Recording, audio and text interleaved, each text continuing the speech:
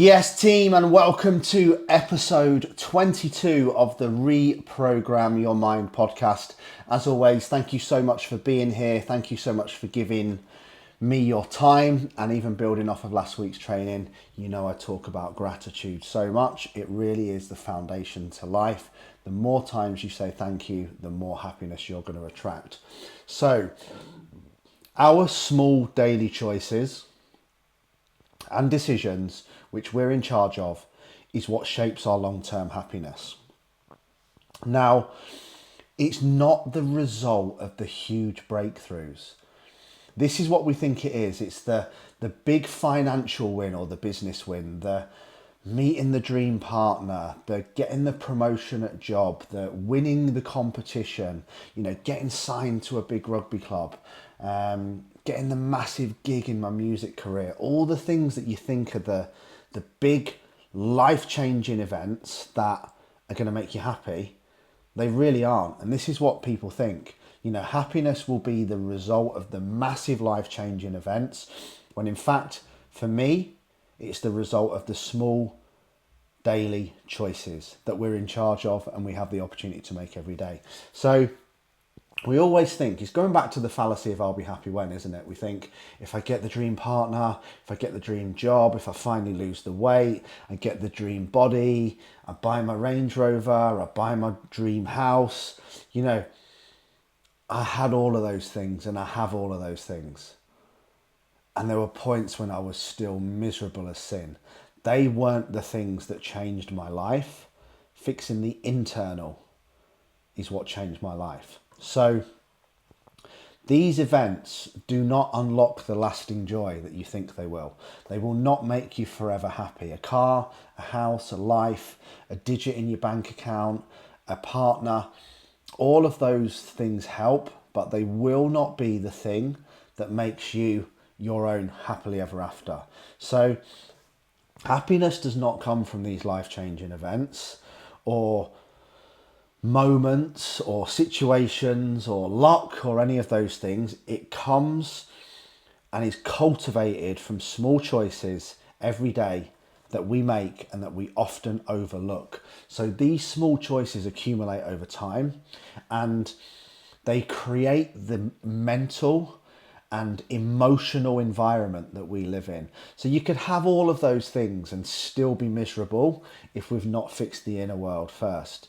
So every decision that we make, this is what I want you to imagine, right? If you're watching on Spotify, I'm trying to draw a big bucket with my hands. Imagine a bucket, right? And the bucket's empty. Everyone's thinking, where is he going with this? And drops of water are coming from the leak in my pink ceiling into my bucket, okay? One drop's not going to make a difference. 10 drops isn't going to make a difference. 100 drops will start to make a difference. And if water then drops into that bucket day after day after day after day, and every single drop adds up and adds up and adds up, it will eventually fill up, and overspill. We'll have too much of whatever the drops were and what we wanted, but it's going to take a lot of drops to get it moving. This is why so many people start out with mindset, they start out with gratitude, they start treating people better, they start understanding that life is a contribution-based experience, they start showing up harder, but then when things haven't happened within 7 days, which is just a few drops and they don't see change, especially in my line of business, my other business, which is my ADHD body transformation business, no pitch intended, but if you are looking to transform your body and get in the best physical shape of your life, you need to also understand that mental health needs physical support, and I'm the man to help you with that. You can find me on Instagram, Lee Freeman ADHD. So again, going to the gym for a week, eating healthy for a week, completing your planner that isn't here for a week, isn't going to add up to big change. But day after day after day after day, those small things add up to massive change. It's what's called the compound effect. Okay, if you haven't already, go and read a book, buy it, watch it 100 times, called The Compound Effect by Darren Hardy. One of the best stories I remember from it is when he asked multiple people, what would you prefer? Would you prefer me to give you £2 million right now, or would you like a penny that doubles every day for 30 days? Everybody went for the 2 million because it was quick and easy. No one could do the maths. But when you work it out, a penny that doubles every day for 30 days, from memory, I think it comes to somewhere around about 9 million. So people who went for the quick one actually lost out on £7 million. So these drops that go into the bucket, okay, they are your thoughts, they're your habits, they're your actions, they are the way you speak to yourself, they're the way you speak to other people, how you spend your time, who you allow in your life, your environment, what you watch on TV, what you listen to, the energy that you give to others, the energy that you accept, and what you choose to focus on. So all of these things shape the bucket of your emotional life and your experience of life. Remember, thoughts become beliefs, belief leads to behavior, your behavior leads to your personal reality or overall experience of life. So one bad choice isn't going to hurt you immediately. One cake isn't going to make you fat. One beer isn't going to make you an alcoholic. One line isn't going to make you a cokehead. One argument isn't going to make you an angry person. One sales call isn't going to build a business, okay? And just like the other things, one good choice. So one day of healthy eating, one exercise session, one successful sales call, one anything isn't going to build the future that you want. It has to be the compounding effect of the repetition. And this is why so many people give up, because they do everything well. Do you know what? For 7 days, I've been grateful. For 7 days, I tracked my food. For 7 days, I went to the gym. For 7 days, I told my partner I loved them. For 7 days, I posted on social media. For 7 days, I sent an email. And nothing's fucking changed, Lee. I'm still living the same soul-sucking, miserable life I was 7 days ago. Of course you are. Because where you are was the result of 7 years of compounding bad habits. So you're not going to fix that in 7 days of being good. This is why it's so difficult, right? Because anything that's quick and easy and pain-free, okay, anything that gives you a short-term reward doesn't have the bad effect, doesn't come until a long time after. Sorry, I didn't frame that very well. This is why...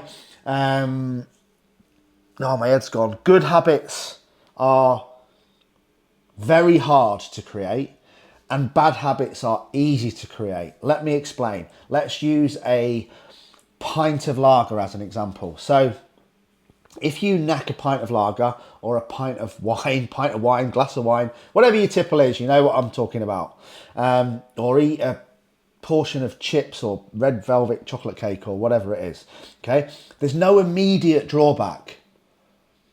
But there's instant satisfaction. Oh my God, that pint was amazing. Get a little bit pissed, all your problems go away. You feel a bit fucking loose and happy and dopamine and all these things. Same with drugs. You eat the cake, you get the sugar, you get the endorphins. I'm getting way too into this.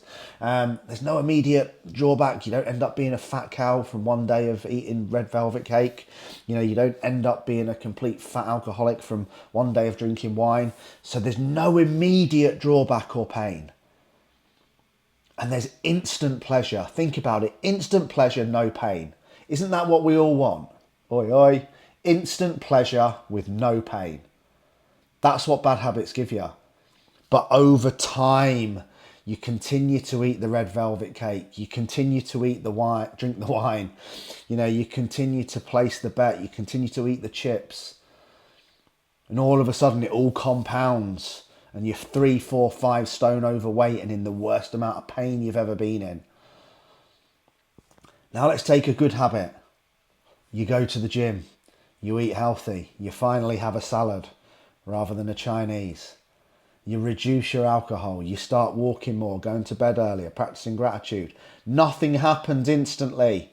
You don't all of a sudden turn into Peter Andre or Jennifer Aniston. But guess what? Practice gratitude every day. Go to the gym every day. Eat healthy every day. Get rid of your toxic habits. Do all the things that you need to do every day for 10, 15, 20, 30, 40, 50, 60, 70 days. And all of a sudden, it adds up to massive results. But it's short-term pain. Going to the gym is going to be painful to start with. long-term pleasure. Does that make sense? Someone please write "make sense" on YouTube. I feel like I made that really complicated, but essentially all bad habits, you get massive short-term instant reward, no short-term pain. So that's why everyone does it until they are in pain. With good habits, the opposite. It's painful to start with no immediate pleasure. So that's why good habits are so easy, so difficult to keep, and bad habits are so easy, because the bad habit, you get the instant payoff and no immediate drawback. Good habits, you get no instant payoff. In fact, it's normally quite difficult. So we have to be willing to let the drops fill up in the bucket. Okay, we can't expect it after 7 days. Now, how you start your day is also a great example of this. So if you start your day by grabbing your phone, scrolling social media, scrolling Instagram, seeing everyone's highlight reels, everyone's doing better than you, everyone's got more money, everyone's got a better body, everyone's trying to sell you the fucking next best plan to how they got all that money. You know, all that bullshit that we see online. I'm going off on a tangent here, but trust me, no one who's really wealthy is on Instagram trying to sell plans, teaching people how to get wealthy. They're too busy being wealthy and happy, right? So you're getting your head filled with shit. Then you're watching the news and you're getting your head filled with fear, and you're letting stress, anxiety, worry, cortisol levels through the roof enter your body before you've even got out of bed. And you've just set your entire day up for fear, anxiety, and distraction. You might not be depressed straight away, but trust me, if you do that every day and you start to do it unconsciously, it will literally wire your brain to start every single day with stress. Now let's flip it. If you take 10 minutes out to breathe deeply, you guys should have had all 4 of the trainings in here with the affirmations. I think it was 13, 14, 15 and 16. Go back and watch them if you haven't. It's 4 different steps with 4 different affirmations across 4 episodes of the podcast on how to start your day on fire. Breathe deeply, stretch, practice gratitude, hug your partner, smile at them, kiss them, journal, and set your intention for the day. Every time you do that, you're making a vote and choosing to anchor yourself and operate from calm. Eventually, you will also do that subconsciously. So the small choices that we make, the decisions that we make, are what will shape our life. They're what will change our life. Not overnight, but over time, weeks and even months. But eventually, when you practice it and you do it repetitively, remember, repetition is the master of all skill. If you want to build a strong mind, it's the same as building strong arms. You have to do reps relentlessly, okay? And when you do, and you practice this every day, you will start to operate from a completely different place. You'll start to do it subconsciously, and your entire emotional baseline and where you've been operating from will change. So another example I wrote down here is the way you talk to yourself when you're facing failure, setbacks, disappointment, adversity, or change. So if you say, I can't do this, I'm useless, I'm a waste of space, I've wasted my money again, I always mess up, things are different for me, I'm a failure, blah, blah, blah, blah, blah, victim. You know, eventually that's just going to become who you are. You will become a victim of life. You'll believe that you live life in the passenger seat, that you're not in charge. You'll believe that life happens to you, not for you. However, the opposite, if you can say, this is tough what I'm going through right now. I didn't quite succeed that time, but that's how I learn. And tough is what builds strong characters. I never fail, I only learn. I'm strong, I can handle anything. I understand that through adversity is how I grow and make stronger. Eventually, you're just going to play the role of the warrior who only focuses on what he can control, what he can change, what he wants to have happen. And you'll feel empowered, he or she. Female warriors are just the same. But that's a choice and a decision. You'll then believe that you're in the driver's seat, that the keys are in your hand, that you're the master of your destiny. That's one of those trainings as well. That you're the creator of your destiny, that you're in charge, that you hold the keys, that life happens for you, not to you. And that's how you learn and grow. But this shift is a choice. Right? Doing it once, listening to one of these podcasts and doing what I say once isn't going to change your life. But over time, The more you repeat it, the more it will lead to becoming your subconscious inner self-talk. And you guys should know this by now. Your outer world will always follow your inner world. And over time, the brain will associate challenge with growth, not failure. Challenge with getting stronger, not being weak. And resilience will become the natural trait of who you are. Even where you place your energy and your attention shapes your happiness. You guys know this. Where attention goes, energy flows and results show. So every minute of every day you can focus on what's lacking or you can focus on what's present. That's a choice and that's a decision. Now, if you're constantly comparing yourself to others and focusing on what you don't have, or you're worried about the future, then you're training and programming your mind to focus on lack, to focus on scarcity, to focus on fear. But if you focus on what's going well, what's good in life, everything that you do have, who loves you, and you will wire your brain to live in abundance. Remember, this is my favourite phrase. I actually want to get it on that wall. Wealth is nothing more than a feeling of abundance that's triggered by gratitude. And all of this creates neural pathways that reinforce happiness, contentment, and fulfillment. Now, it's not the size of the focus, okay? It's the consistency. It's not the one big day of focusing on gratitude and reading 4 different personal development books. It's how it's consistently done over the time. Like a few seconds of gratitude and appreciation to your partner each and every day is far more powerful than the huge gesture of the flowers, excuse me, or the date night, or the big gift, or the handbag, or the shoes. That's just me. You know, whatever it is that you want or that you give. So what I'm saying is, it's not the size of the focus. It's not the size of the event. It's not the big efforts. It's the consistency over time in every area of your life. Consistency with gratitude, consistency with training, consistency with energy, consistency with showing up. It doesn't have to be big. This is why, especially with ADHD, people struggle so much because they think they have to be all or they have to be nothing. Like, both of those are nothing, because nothing is nothing, and all, you'll never be able to keep it up. So eventually you'll burn out and go back to nothing. You know, it's consistency over time, consistently appreciating someone, not telling them how much you love them and having a massive grand gesture on a big occasion. Like, any female watching this will back me up. Like, a card with meaningful words and effort and being consistently attentive, being consistently present, being consistently affectionate and showing appreciation with small, tiny little things, from making dinner sometimes to putting the kids to bed to wiping their bums to putting the bins out and everything in between, will mean a lot more consistently over time and build a stronger bond than a massive event, than a massive pair of Louis Vuittons or Louboutins or whatever it is. But, you know, everything in all angles of life, from what I was talking about with whether it's fitness or nutrition, or the achievements that make us feel successful, or things like that.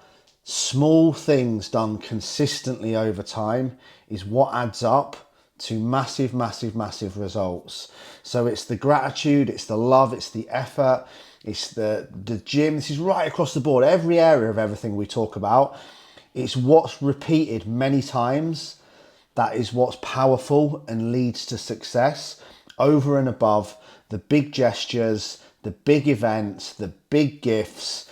And, you know, it's the days, it's the weeks, it's the hours, it's the months, it's the consistency that builds a life that feels abundant and full over empty and lacking. But whatever you're going to do it consistently and do it at a pace that you can sustain. Guys, this has been episode 22. I hope you have enjoyed it. I hope it's had an impact.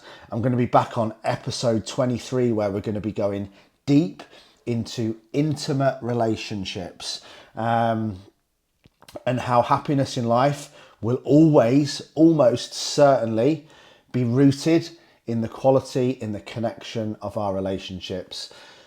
Have an amazing day. If you want to speak to me about anything in regards to my coaching, drop me a message on Instagram. It's Lee Freeman, ADHD. You can't miss me. I love you all. Take care.